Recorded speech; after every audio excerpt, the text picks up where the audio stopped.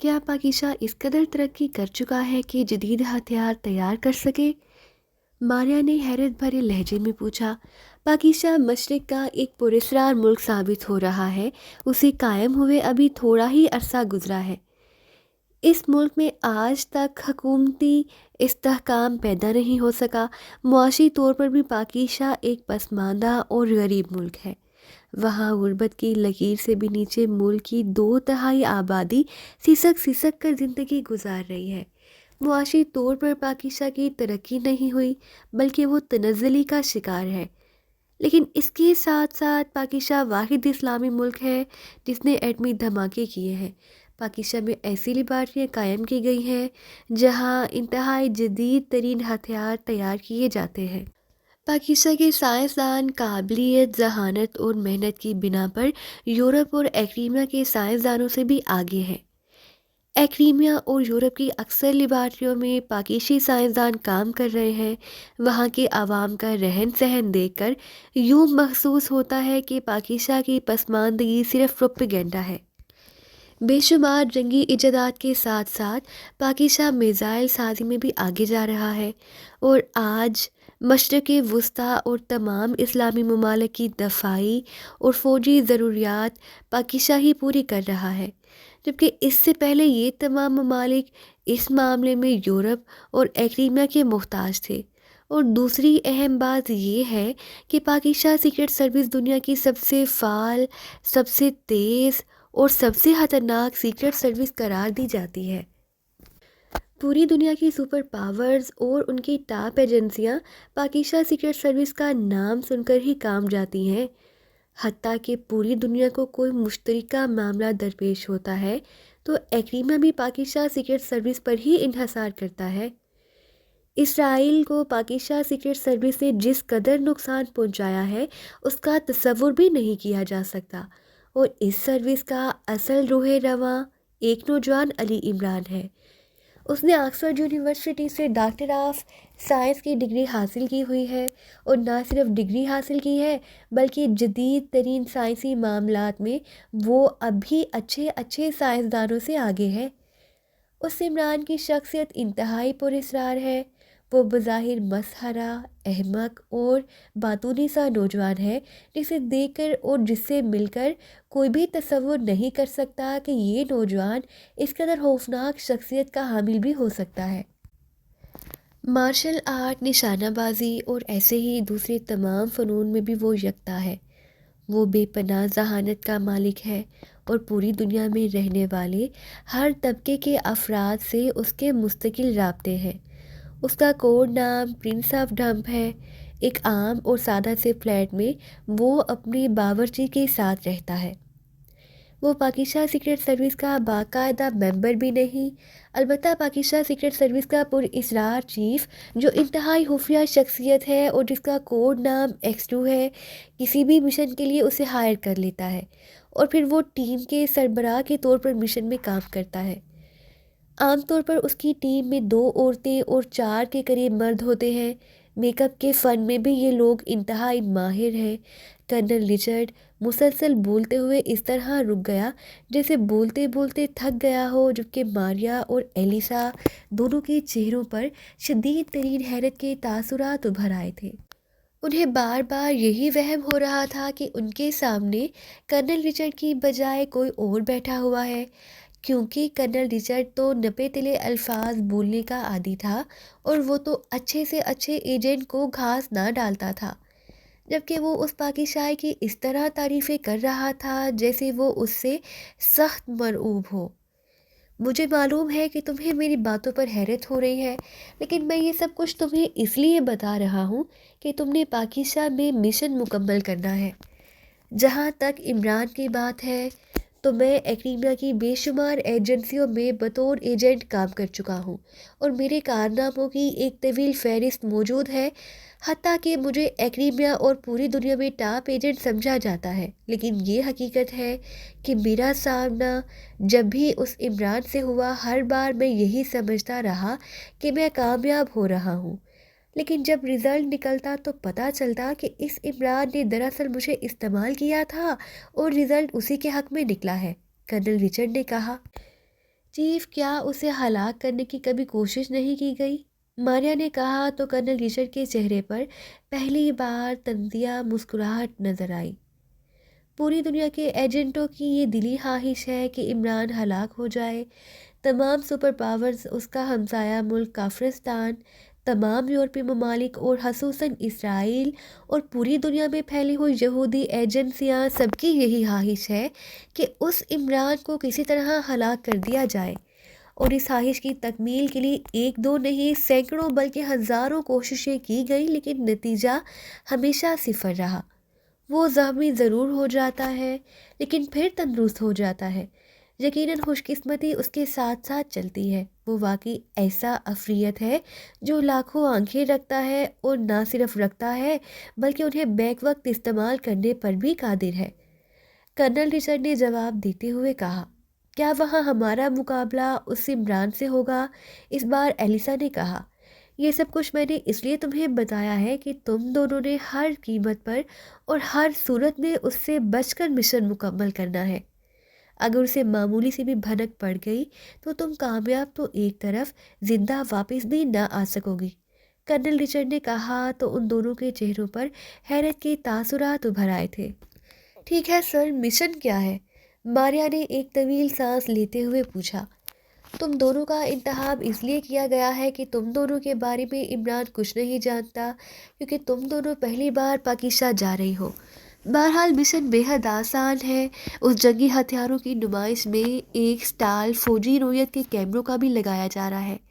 اس stall کا number 11 ہے، اور اس سٹال پر ایسے جدید ترین کیمروں کی نمائش کی جا رہی ہے جو دفاعی مقاصد کے لیے استعمال ہوتے ہیں۔ اس سٹال پر ایک چھوٹا سا لیکن انتہائی جدید ساخت کا کیمرہ بھی رکھا جا رہا ہے۔ اسے پاکستان کے سائنسدانوں نے ایجاد کیا۔ اس کا سائنسی نام تو بہت لمبا چوڑا ہے، لیکن عرف عام میں اسے پن کیمرہ کہا جاتا ہے۔ اس میں ایسی لیز استعمال کی گئی ہے جو تقریباً 10 کلومیٹر کے ایریے میں ہر قسم کی رکاوٹوں کو کراس کر جاتی ہے۔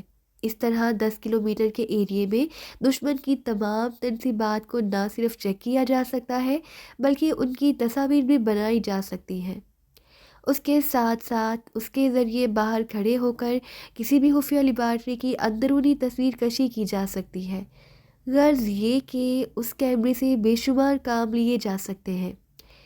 یہ ایک انقلابی ایجاد ہے۔ ایکریمیا نے یہ کیمرہ حاصل کرنے کی کوشش کی لیکن کوئی بھی اسے حاصل نہ کر سکا۔ البتہ سٹال نمبر 11 پر پہلی بار اس کی نمائش کی جا رہی ہے، لیکن یہ برائے فروخت نہیں ہوگا۔ صرف دنیا میں پاکستانی سائنسدانوں کی ذہانت اور کامیابی کے اظہار کے لیے اس کی نمائش کی جا رہی ہے، تاکہ مشرق وسطیٰ کے ممالک اس سے متاثر ہو کر زیادہ سے زیادہ اسلحہ تیار کریں۔ تم دونوں نے یہ کیمرہ وہاں سے حاصل کر کے ایکریمیا پہنچ جانا ہے۔ کرنل رچرڈ نے کہا، چیف، یہ بھی تو ہو سکتا ہے کہ یہ لوگ نمائش میں اصل کیمرے کی بجائے اس کی ڈمی رکھیں۔ ماریا نے کہا، نہیں، خصوصی ٹیموں کو اس کیمرے کی کارکردگی باقاعدہ شو کی جائے گی، اس لیے کیمرہ اصل ہی وہاں ہوگا۔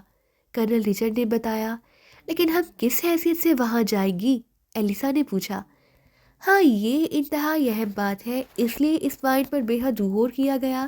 اس کے بعد یہ فیصلہ کیا گیا کہ تم دونوں دفاعی مبصر کے طور پر وہاں جاؤ گی۔ تم دونوں دفاعی آلات اور ان کی ریسرچ کے سلسلے میں طویل عرصے سے کام کر رہے ہو، اور تمہارے مضامین اخبارات اور رسائل میں شائع ہوتے رہتے ہیں اور جنہیں بے حد وقت دی جاتی ہے۔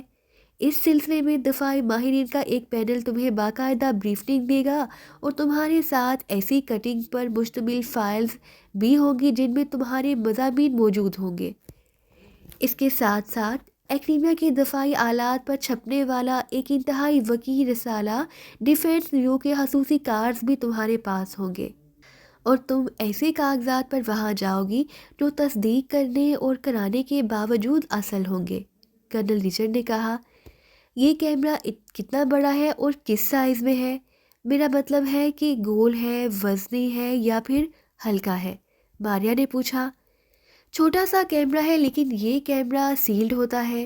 اگر اسے کھول دیا جائے تو یہ بیکار ہو جائے گا۔ یہ اتنا چھوٹا کیمرہ ہے کہ تمہارے ہینڈ بیگ میں آسانی سے سما جائے گا۔ कर्नल रिचर्ड ने जवाब देते हुए कहा। उसे वहाँ से कैसे यहाँ एक्रीमिया पहुँच जाना है? एलिसा ने पूछा। इस सिलसिले में खसूसी तौर पर गौर किया गया है। ये कैमरा चोरी होते ही पूरे पाकिस्तान में तूफान खड़ा हो जाएगा, क्योंकि पाकिस्तानी उस कैमरे की हिफाजत अपनी जानों से भी ज़्यादा करते हैं, और लाजमी बात है कि मिलिट्री इंटेलिजेंस उसे वापस हासिल करने के लिए भाग दौड़ करेगी। दारुल हुकूमत से बाहर जाने की तमाम रास्ते बंद कर दिए जाएंगे। तमाम करियर कंपनियों से बाहर भेजी गई तमाम चीज़ों की चेकिंग की जाएगी, और हाँ, हो सकता है कि तमाम मुल्कों के सफारत खानों की भी चेकिंग की जाए और सफारती बैग्स को भी चेक किया जाए। इसलिए इंतहाई गौर के बाद ये फैसला किया गया कि तुम दोनों या तुम में से एक ये कैमरा दारुल हुकूमत के शुमाल की तरफ तकरीबन 300 किलोमीटर के फासले पर वाक़ई एक सरहदी इलाका शेरगढ़ में वाक़ई एक होटल, जिसे स्टार होटल कहा जाता है, के मालिक और जनरल मैनेजर मार्टिन को पहुंचा दे। मार्टिन ये कैमरा फौरी तौर पर काफिस्तान में हमारे आदमी तक पहुंचा देगा, जहां से ये कैमरा एक्रीमा पहुंच जाएगा। उस सरहदी इलाके में लोग आते जाते रहते हैं और वहाँ की चेकिंग का ख्याल भी किसी को न आएगा। कर्नल रिचर्ड ने तफसील बताते हुए कहा। हमने कब तक वहाँ रहना है? मारिया ने पूछा। जब तक ये कैमरा एक्रीमा नहीं पहुँच जाता, इस वक्त तक तुम दोनों वहीं रहोगी। अगर तुम पर कोई शक भी करे तो तुम पर कोई इल्ज़ाम साबित ना हो सकेगा। जब तक तुम्हें मेरी तरफ से स्पेशल काशन मिल जाए, फिर तुम इत्मीनान से वापस आ जाना, कर्नल रिचर्ड ने कहा। लेकिन अगर मिलिट्री इंटेलिजेंस के साथ साथ पाकिस्तान सीक्रेट सर्विस भी हरकत में आ गई तो फिर हमें क्या करना होगा? मारिया ने पूछा। कुछ नहीं, तुमने हर सूरत में लाताल्लुक रहना है, कर्नल रिचर्ड ने कहा। ऐसा भी तो हो सकता है कि वो हम पर तशद्दुद करे, एलिसा ने कहा। हाँ, ऐसी सूरत में तुम्हें मुकम्मल इजाज़त है कि तुम जिस तरह चाहो करो। बहरहाल कैमरा हर सूरत में एक्रीमिया पहुंचना चाहिए, कर्नल रिचर्ड ने कहा। आपसे राब्ता रहेगा या नहीं? एलिसा ने पूछा। नहीं, किसी किस्म का कोई राब्ता नहीं होगा, वरना तुम ट्रेस भी हो सकते हो, कर्नल रिचर्ड ने कहा। तो मारिया और एलिसा ने असबात में सर हिला दिया। मज़ीद काम कब शुरू होगा? मारिया ने पूछा। कल से शुरू होगा। ब्रीफिंग के बाद तुम्हें ज़रूरी कागजात मिल जाएंगे, फिर तुम पाकिस्तान रवाना हो जाना, कर्नल रिचर्ड ने कहा। तो वो दोनों उठकर खड़ी हो गई। उन्होंने कर्नल रिचर्ड को सलाम किया और ऑफिस के बैरूनी दरवाजे की तरफ बढ़ गई। इमरान दानिश मंजिल के ऑपरेशन रूम में दाखिल हुआ तो ब्लैक ज़ीरो अपनी आदत के मुताबिक एहतरामन उठकर खड़ा हो गया। बैठो, रस्मी सलाम दुआ के बाद इमरान ने कहा और खुद भी अपनी मखसूस कुर्सी पर बैठ गया। कोई खास बात जो मेरी अदम मौजूदगी में हुई हो? इमरान ने मुस्कुराते हुए पूछा। खास बात नहीं, बल्कि हासिल हास केस है, ब्लैक ज़ीरो ने भी मुस्कुराते हुए जवाब दिया। क्या हुआ है? इमरान ने चौंक कर पूछा। सीक्रेट सर्विस आपके लिए रिश्ता तलाश करती फिर रही है, ब्लैक ज़ीरो ने कहा। तो इमरान बेइख्तियार उछल पड़ा। सीक्रेट सर्विस मेरे लिए रिश्ता तलाश कर रही है? क्या क्या मतलब? मैं समझा नहीं तुम्हारी बात, इमरान ने हकीकी हैरत भरे लहजे में कहा। तो ब्लैक ज़ीरो बेइख्तियार हंस पड़ा। आपकी अदम मौजूदगी में होटल ग्रैंड में सालाना जश्न बहारा मुनक्किद हुआ था, ब्लैक ज़ीरो ने कहा। हाँ, और मुझे अफसोस है कि मैं उसमें शिरकत नहीं कर सका। लेकिन इस जश्न में कोई हंगामा हुआ है क्या? इमरान ने पूछा। हंगामा नहीं, क़यामत बर्पा हुई है इमरान साहब, ब्लैक ज़ीरो ने कहा। तो इमरान बेइख्तियार हंस पड़ा। इसका मतलब है कि अब तुम्हारे अंदर भी सस्पेंस पैदा करने की जरासीम नमूदार होना शुरू हो गए हैं, इमरान ने मुस्कुराते हुए कहा। आपकी मर्ज़ी है, आप जो चाहे कह लें, ब्लैक ज़ीरो ने जवाब दिया। तो फिर सीधी तरह बताओ कि क्या हुआ है? इस तरह सस्पेंस पैदा करके तुम मेरे असाब चढ़ाना चाहते हो, इमरान ने मुंह बनाते हुए कहा। तो ब्लैक ज़ीरो बेइख्तियार हंस पड़ा। सीक्रेट सर्विस ने जूलिया की सरबराही में इस जश्न बहारा में शिरकत की। मैंने भी उनके करीब ही एक मेज़ हासिल कर ली। मैं उनकी बातों से लुत्फ़ अंदोज़ होना चाहता था और फिर वहाँ आपकी शादी के बारे में बात छिड़ गई और फिर सदीकी ने एक रिश्ता तजवीज़ किया और सब उस पर मुत्तफिक हो गए कि ये रिश्ता करा दिया जाए, ब्लैक ज़ीरो ने कहा। ये क्या बात हुई, तफसील बताओ, عمران نے تجسس بھرے لہجے میں کہا تو بلیک زیرو نے وہاں ہونے والی تمام بات چیت کی تفصیل دہرا دی۔ شیرگڑھ اور نواب فخر الدین اور اس کی بیٹی رخشندہ، لیکن جولیا نے یقیناً صدیقی کو گولی مار دی ہوگی جس نے یہ بات کی ہے۔ عمران نے مسکراتے ہوئے کہا، جی نہیں، بلکہ جولیا اس معاملے میں پیش تھی۔ بلیک زیرو نے مسکراتے ہوئے بتایا، اسی موقع پر کہتے ہیں جس پر تکیہ تھا وہی پتا ہوا دینے لگا۔ عمران نے منہ بناتے ہوئے کہا تو بلیک زیرو بے اختیار کھلکھلا کر ہنس پڑا۔ اب وہ سب شیرگڑھ گئے ہوئے ہیں، صدیقی کے ساتھ اس کے دوستوں کی حیثیت سے۔ بلیک زیرو نے کہا، کیا تم سے انہوں نے اجازت لی ہے؟ عمران نے چونک کر پوچھا۔ ہاں، جولیا نے صرف اتنا بتایا ہے کہ صدیقی کے ملنے والے نواب فخر الدین نے صدیقی اور اس کے دوستوں کی دعوت کی ہے، اور صدیقی نے سب کو شیرگڑھ چلنے کی دعوت دی۔ چونکہ کوئی کام نہیں تھا اس لیے وہ اس دعوت پر جانا چاہتے ہیں جس پر میں نے اجازت دے دی، کیونکہ انکار کرنے کا کوئی جواز بھی نہ تھا۔ بلیک زیرو نے کہا، اس کا مطلب ہے کہ انہوں نے اصل بات کی تمہیں ہوا بھی نہیں لگنے دی۔ عمران نے مسکراتے ہوئے کہا، ہاں، اپنی طرف سے انہوں نے یہ کوشش کی، لیکن اب انہیں کیا معلوم کہ میں ان کے ساتھ والی سیٹ پر بیٹھا سب کچھ سنتا رہا ہوں۔ بلیک زیرو نے مسکراتے ہوئے کہا، اور پھر اس سے پہلے کہ مزید کوئی بات ہوتی فون کی گھنٹی بج اٹھی تو عمران نے ہاتھ بڑھا کر ریسیور اٹھا لیا۔ X2؟ عمران نے X2 کے مخصوص لہجے میں کہا۔ سلطان بول رہا ہوں، عمران ہے یہاں؟ عمران نے اس بار اپنے اصل لہجے میں کہا، نہ بھی ہو تب بھی حاضر کیا جا سکتا ہے۔ عمران، فوراً میرے آفس پہنچو، پاکستان کا انتہائی اہم جنگی ہتھیار چوری کر لیا گیا ہے، فوراً پہنچو، سر سلطان نے خوش لہجے میں کہا، اور اس کے ساتھ ہی رابطہ ختم ہو گیا۔ جنگی ہتھیار کی چوری؟ کیا مطلب ہوا سر سلطان کا؟ بلیک زیرو نے پوچھا۔ سر سلطان کو اب مجھے کال کرنے کا طریقہ آ گیا ہے، جب میں وہاں پہنچوں گا تو پتہ چلے گا کہ ان کے آفس سے قلم چوری ہو گیا ہے، اور چونکہ اس قلم سے دفاعی معاہدے تیار ہوتے ہیں اس لیے یہ قلم بھی جنگی ہتھیاروں میں شامل ہے۔ عمران نے کرسی سے اٹھتے ہوئے کہا، نہیں، سر سلطان کا لہجہ بتا رہا ہے کہ کوئی خاص بات ہو گئی ہے۔ بلیک زیرو نے بھی احتراماً اٹھتے ہوئے کہا، یہی تو سر سلطان کی اداکاری ہے کہ اب میں سر کے بل دوڑ کر وہاں پہنچ جاؤں گا، ورنہ سر سلطان کو پتہ ہے کہ میرے ہزاروں نخرے کرنے ہیں۔ عمران نے مسکراتے ہوئے کہا اور مڑ کر بیرونی دروازے کی طرف بڑھ گیا۔ تھوڑی دیر بعد اس کی کار سینٹرل سیکریٹریٹ کی طرف اڑی چلی جا رہی تھی۔ گو اس نے بلیک زیرو کو یہی کہا تھا کہ سر سلطان اداکاری کر رہے ہیں، لیکن سر سلطان کے لہجے میں موجود گہری تشویش نے اسے چونکا دیا تھا۔ اور پھر تھوڑی دیر بعد وہ سر سلطان کے آفس میں داخل ہوا تو بے احتیاط چونک پڑا، کیونکہ وہاں ملٹری انٹیلیجنس کا چیف کرنل شاہ بھی موجود تھا۔